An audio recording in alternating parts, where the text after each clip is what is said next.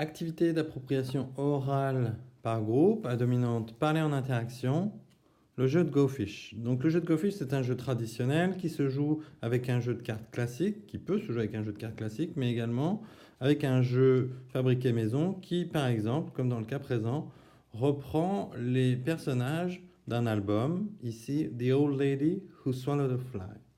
Le principe du jeu ressemble un tout petit peu au jeu de cette famille, mais je vais vous montrer comment ça fonctionne. Au début de la partie, on distribue 5 cartes à chaque joueur. On va simuler une partie à 3 joueurs.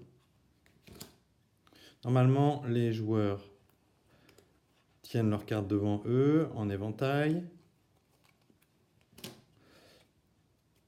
Ici, le reste qui n'a pas été distribué devient la pioche. Donc normalement, les joueurs tiennent leurs cartes comme ça, hein. Et là, pour le besoin de la démonstration, de la petite vidéo, je vais les poser devant eux. On est bien d'accord que normalement, seuls les joueurs voient leurs cartes. L'objectif est donc de rassembler 4 cartes identiques.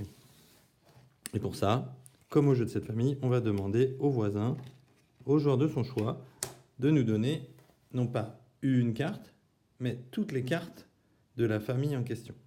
Alors, ici, c'est le joueur qui commence, il a déjà 3 araignées. Il va donc essayer de demander à un des 2 joueurs, on va dire qu'il demande à lui, il demande « Give me your spiders, please ». Il se trouve qu'il n'en a pas. Donc lui, il va lui dire « Go fish ». C'est ce qu'il va faire, il va donc aller chercher, piocher une carte. Et c'est donc au suivant de jouer. On voit ici que le joueur suivant avait la 4e araignée. Il a du coup compris au tour précédent que ce joueur-là avait une ou plusieurs araignées. Il va donc lui demander « Give me your spiders, please ». Il est bien d'accord qu'on a le droit de demander une araignée ou des araignées que si on en a déjà une en main. Donc là, le joueur B a fabriqué, a constitué une famille. Il va donc dire « I have a book ». Il pose les 4 cartes face cachée derrière lui. Il a été fructueux dans sa demande. Il va donc pouvoir demander à quelqu'un d'autre, par exemple à ce voisin-là, « Give me your flies, please ». Il a encore été fructueux, il peut toujours demander plus loin, « Give me your flies, please ». « Sorry, I don't have any. Go fish ». Il va donc piocher. S'il avait obtenu une bonne pioche, il n'aurait pas eu le droit de rejouer. Et donc maintenant, il a fini de jouer, il a pioché. C'est donc à ce joueur, autour de ce joueur, puisqu'on tourne dans le sens des aiguilles d'une montre, de jouer. Donc lui, évidemment, bon, je ne vais pas le faire, mais il aurait évidemment demandé des chiens à un de ses 2 voisins.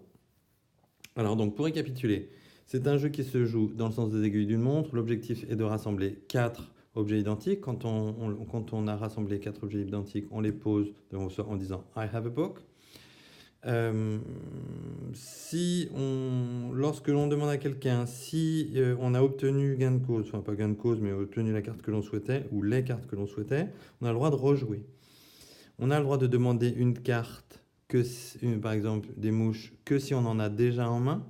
Et c'est ça l'intérêt du jeu, c'est-à-dire que quand on demande des mouches à quelqu'un, eh bien, on donne en même temps l'indication que l'on a des mouches en main. Voilà. En termes de formulation, c'est vrai que c'est un jeu qui est un peu moins souple que certains groupes. Sur le plan du lexique, on peut un peu faire figurer n'importe quoi sur les cartes. En revanche, au niveau des formulations, on va être sur « Give me your » ou « Can I have your » « Have you got any » mais on va être beaucoup sur ces formulations autour de la possession. Ça va être un jeu qui est un peu moins souple en ces termes-là, qui ne va pas permettre l'appropriation ou l'utilisation de formulations très variées. Ça reste un jeu très intéressant, authentique, traditionnel, et qui est facile à mettre en place puisque à la place des cartes, on peut tout à fait avoir des mini flashcards, des vignettes individuelles. Pour peu que l'on mette 4 élèves ensemble, ils viennent chacun avec leur vignette individuelle et ça y est, le jeu peut commencer. Voilà, bon, le tuto était un peu long, mais c'était nécessaire. À bientôt, au revoir.